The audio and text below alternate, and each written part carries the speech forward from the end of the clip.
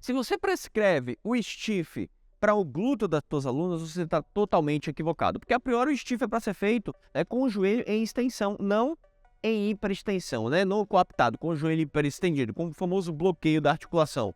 Ah, João, mas existe alguma forma de eu fazer o stiff para acionar mais o glúteo? Cara, existe um exercício chamado Romanian Deadlift, que é uma variação do levantamento terra, que nada mais se trata de um stiff com o joelho mais flexionado, ali em torno de uns 30 graus de flexão. Então, para que você faça um verdadeiro stiff, que é um exercício para os músculos isquiosurais, os famosos posteriores da coxa, principalmente aqui os feixes proximais dos isquiosurais, logo abaixo aqui do glúteo, aí sim, você vai ter que fazer com o joelho estendido, sem coaptação. E se ele tiver que ficar flexionado, ele também não pode ficar muito flexionado, beleza? Então você vai ficar ali em torno, no máximo, até uns 30 graus de flexão de joelho para zero. Se passar disso daí ele ficar muito flexionado, aí você pode prejudicar a participação dos isquiosurais no exercício. Por quê? Se você pensar que o stiff é um movimento de flexão de quadril, né? Então a pelve ela vai rolar sobre o fêmur na fase excêntrica e ela vai rolar de volta sobre o fêmur em extensão na fase concêntrica. Então a flexão de quadril, flexão, flexão, flexão, flexão na fase excêntrica e uma extensão de quadril na fase concêntrica. Agora, essa extensão de quadril é da pelve que está rolando sobre o fêmur, tá? Lembra que a gente pode ter esses dois tipos de extensão. Primeiro que a pelve que rola sobre o fêmur, né? A partir da flexão, ela faz a extensão. E temos a flexão e extensão do quadril do fêmur sobre a pelve, o famoso coice. Joga a perna para trás. Chuta. O famoso coice. Volta, flexão e vai a extensão e até a hiperextensão do quadril. Essas são as duas formas da extensão do quadril. Você tem que entender que no stiff, tá? Onde ocorre essa flexão de quadril da pelve sobre o fêmur, nós vamos ter um alto estiramento aqui do músculo adutor magno e semitendinoso, principalmente. Na fase concêntrica, eles têm um maior potencial para fazer essa extensão de quadril da pelve sobre o fêmur. Por quê? Durante essa fase excêntrica da flexão de quadril, empina mais a bunda, segura aqui. Nesse ponto, tá? Um pouco até mais para baixo. O braço de torque, tá? A distância da força muscular ali, do adutor magno, do semitendinoso, para o eixo, que é a articulação do quadril, ele fica gigante. O aumento desse braço de torque desses músculos faz com que eles sejam a maior força rotatória para tracionar a pelve de volta à posição neutra, puxando, né, a tuberosidade isquiática para baixo, que é onde eles se encontram originados, ok? Então, o que você precisa entender a respeito do stiff é que é um exercício focado nos isquiosurais e não no glúteo máximo.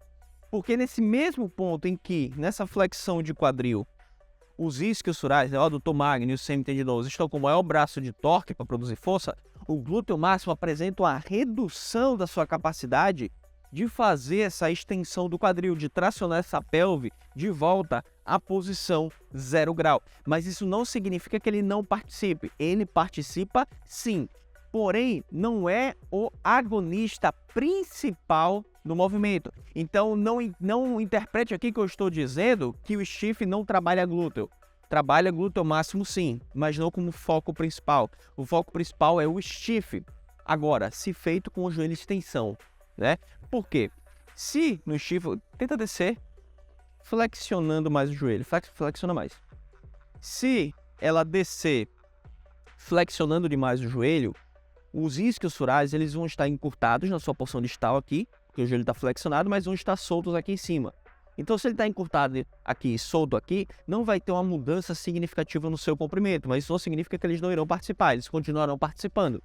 Porém, isso vai exigir que o glúteo máximo trabalhe mais para fazer esse movimento de extensão de quadril, já que não tem um estiramento suficiente, né, nos isquiosurais para fazer com que eles aumentem a sua capacidade de produzir força para fazer essa extensão de quadril. E aí o glúteo máximo teria que entrar na jogada junto.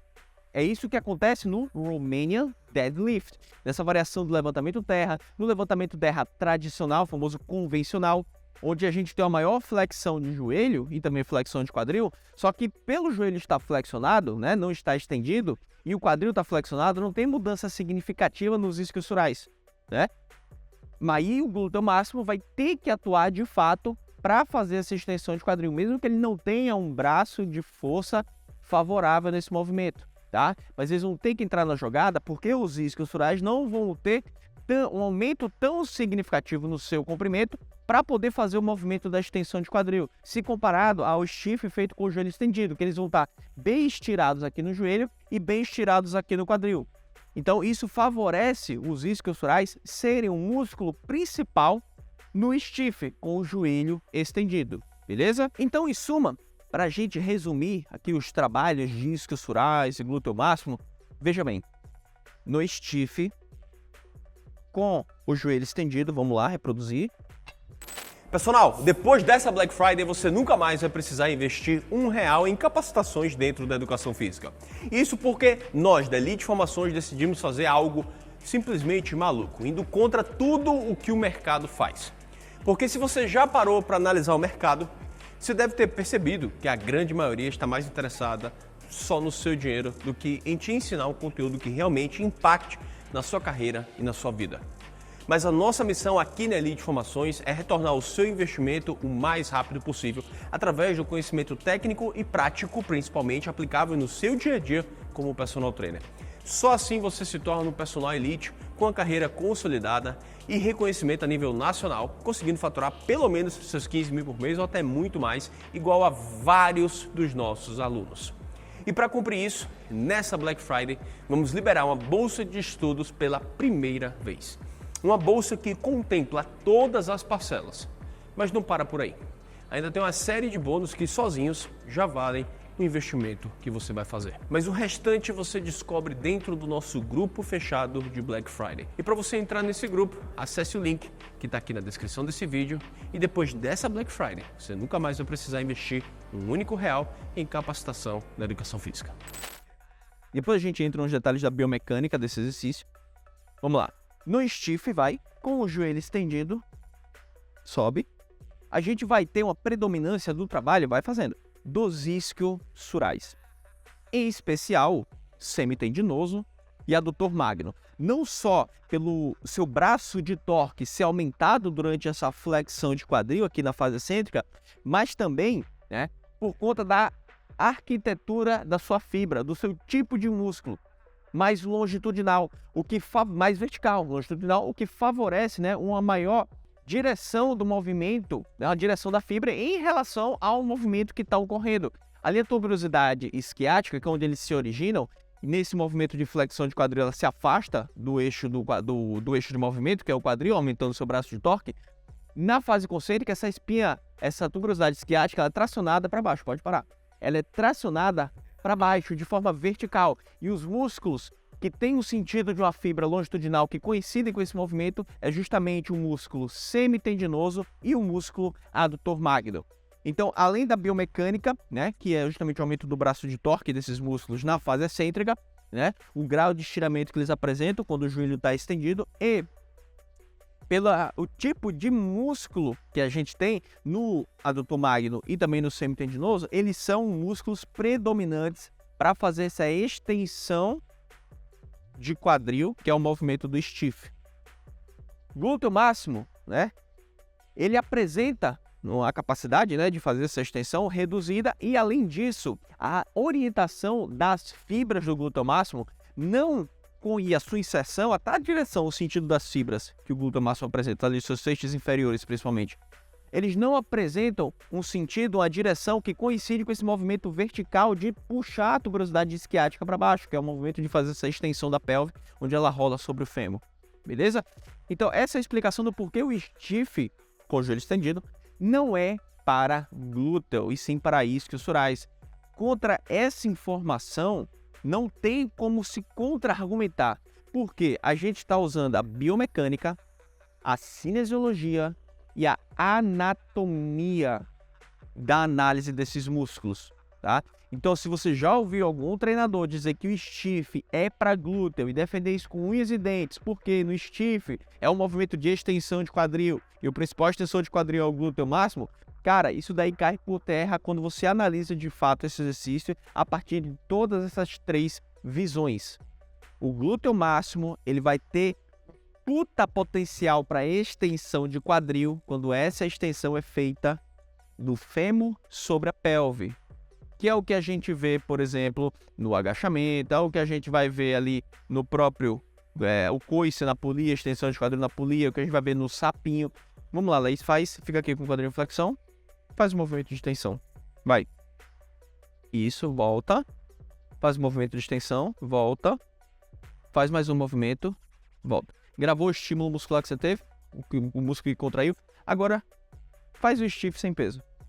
Faz o stiff lá embaixo e volta. Desce e volta. O que você sentiu no primeiro exercício, no primeiro movimento? E no segundo? Não tem... Apesar de serem movimentos de extensão de quadril, porém é uma cinesiologia totalmente diferente. E se isso altera-se também a solicitação dos músculos que participam desse movimento. Então, meus queridos, stiff é para isquiosurais, semitendinoso, adutor magno. Glúteo máximo trabalha também, porém em menor grau, não como agonista principal. Para maximizar a participação, aumentar a solicitação do glúteo máximo nesse exercício que é o stiff, fazer o Romanian deadlift, tá? Você poderia colocar 2 steps para a aluna destravar a barra saindo do solo. E você vai fazer, ó, o stiff, só que jogando um pouco a bunda mais para trás, né? Flexionando o joelho. Você joga o joelho para frente, mais para trás e para baixo. Desce mais, agacha e sobe. Ela faria um Romanian deadlift. Daria para flexionar mais ainda esse quadril sem estender o joelho. Desce até embaixo e sobe. Tenta não jogar o joelho para frente, mas sim jogar a bunda para trás e sobe. Isso, um pouquinho menos. Ainda sem jogar o joelho para frente, sobe. Desce lá embaixo, sem agachar. Tenta descer agora. Agora não mexe mais o joelho, só desce jogando o quadril lá pra trás. Vai lá embaixo. Aí ela faria um Romanian deadlift, onde a diferença para o stiff, né, seria o grau de flexão de joelho, onde não se alteraria significativamente o comprimento dos isquiosurais, e aí sim se aumentaria a demanda para o glúteo máximo, já que esses isquiosurais não estariam com um comprimento favorável para produzir mais força para fazer esse movimento da extensão de quadril da pelve que rola sobre o fêmur. Mas só nesse caso. Levantamento terra convencional segue a mesma lógica, beleza? Agora, quanto ao padrão de movimento.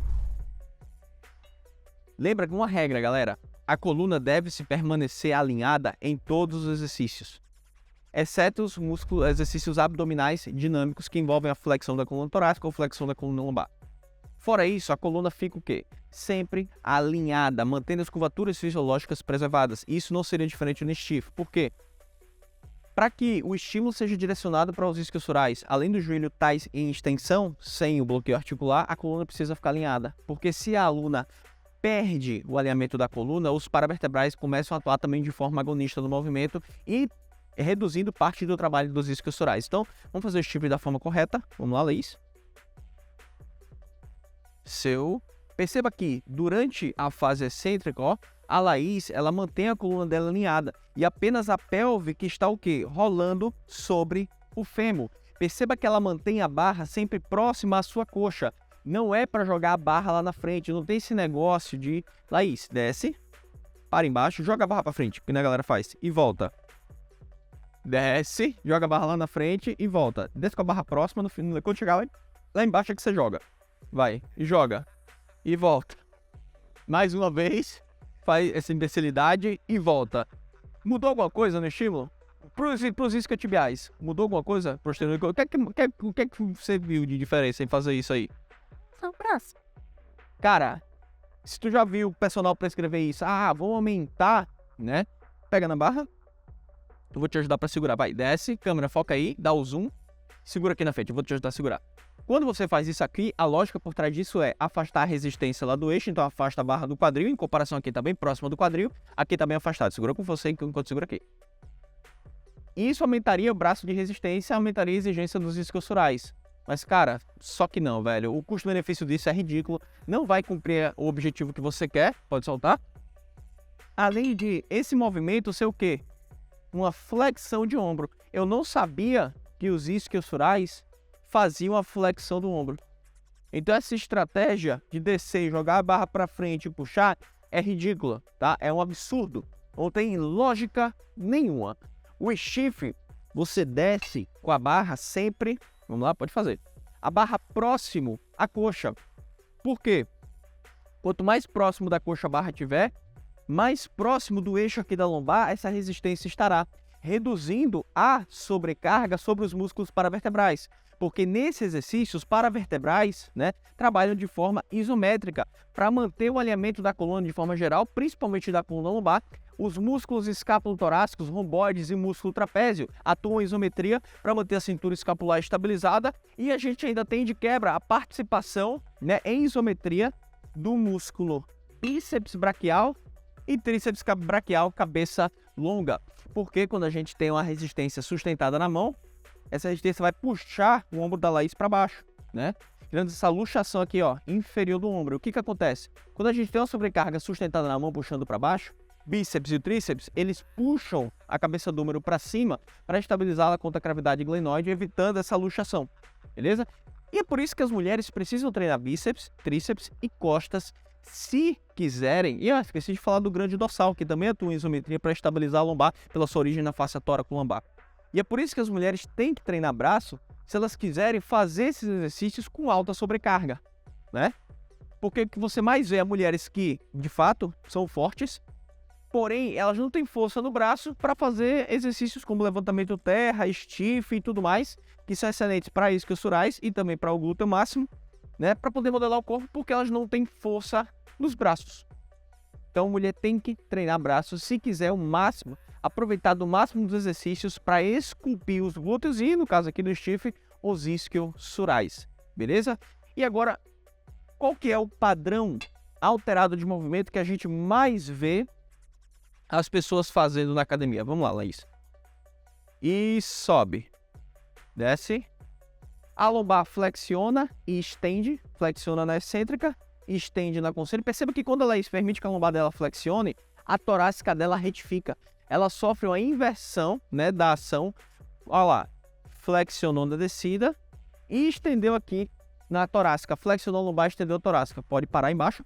O que que acontece? Sofreu uma inversão, né, das curvaturas da coluna. Isso é a pior coisa que pode acontecer, porque quando a aluna flexiona a lombar, aumenta-se a sobrecarga sobre os discos intervertebrais na face anterior, empurrando o núcleo pulposo para a face posterior ou posterolateral. E essa pressão constante nesse disco, nos ânulos fibrosos dos discos intervertebrais, pode causar fissuras de forma crônica a longo prazo e a depender da própria característica do sujeito, do quão denso é esse disco e do quanto de sobrecarga está sendo imposta a essa estrutura. Então, quanto mais sobrecarga se utilizar nesse exercício e quanto mais se perder o alinhamento da lombar, mais o aluno vai sentir desconforto. Agora, sabendo que esse é o padrão alterado de movimento, e você pode vir com o argumento então, João, mas a minha aluna faz desse jeito, ela faz alinhadinha, tudo mais, e ainda assim sente desconforto na lombar. Isso pode se dar pelo fato dos músculos paravertebrais da tua aluna estarem encurtados, sobrecarregados. Isso pode fazê-los fadigar rapidamente, porque eles estarão sendo solicitados mais do que deviam para a estabilização da coluna. Principalmente se, somado a essa sobrecarga, há o quê? Uma fraqueza dos músculos superficiais e profundos abdominais. Quase rio, né? Então, somado à fraqueza desses músculos superficiais e profundos do abdômen, os músculos paravertebrais geralmente se encontram mais sobrecarregados. E nesse exercício, onde há inclinação do tronco à frente para baixo, a sobrecarga para esses músculos paravertebrais é ainda mais aumentada. A solicitação para eles se contraírem ainda mais, para estabilizar a coluna em virtude dessa sobrecarga externa, né, que faz com que a pessoa saia do seu alinhamento, do seu balanço normal, o que acontece? Eles ficam muito sobrecarregados a ponto de se fadigar de forma precoce, principalmente se o aluno não se concentra em contrair os músculos abdominais profundos e superficiais durante o exercício, ou seja, manter a manobra de brace. Então, mesmo que o aluno esteja fazendo de forma correta, essa pode ser a principal causa dele estar sentindo desconforto na lombar. Não é desconforto de dor na articulação em si, mas é desconforto do músculo fadigado, o músculo queimando. Então, isso geralmente está associado a essa fraqueza dos músculos superficiais e profundos do abdômen, somado ao possível encurtamento e sobrecarga dos músculos paravertebrais. Beleza? Então, pela última vez, Laís, vamos fazer 5 repetições do stiff dentro do padrão. Então, lembra, meus queridos, ó, eu quero que você pare embaixo, tá, Laís? Tenta fazer com o joelho bloqueado, bem prestendido. Vai, faz com o joelho prestendido, vai. E sobe, vai. Faz mais 2 e eu quero que você me diga o que é que você está sentindo. Mais um, o joelho bem prestendido, bem travado. O que é que você sentiu? A parte posterior da articulação do joelho. Por quê? Quando a articulação ela está bloqueada, o joelho está hiperestendido, o que acontece? Os tecidos moles, eles sofrem toda a sobrecarga tensional. Quem bloqueia a articulação é justamente essa tensão dos ligamentos. E isso faz com que os músculos isquiotibiais, eles percam a ativação. Então, basicamente, quem vai estar ali levando toda a sobrecarga do exercício serão os ligamentos e não o músculo, tá? Lembrando que ligamento é uma coisa, músculo e tendão é o que faz o movimento. Ligamento, não. Ele só estabiliza as articulações, conecta um osso ao outro e quando a articulação está travada, eles estão em máximo tensionamento. Então, no stiff, fazer com o joelho estendido não significa ir para extensão. Faz padrão no stiff normal.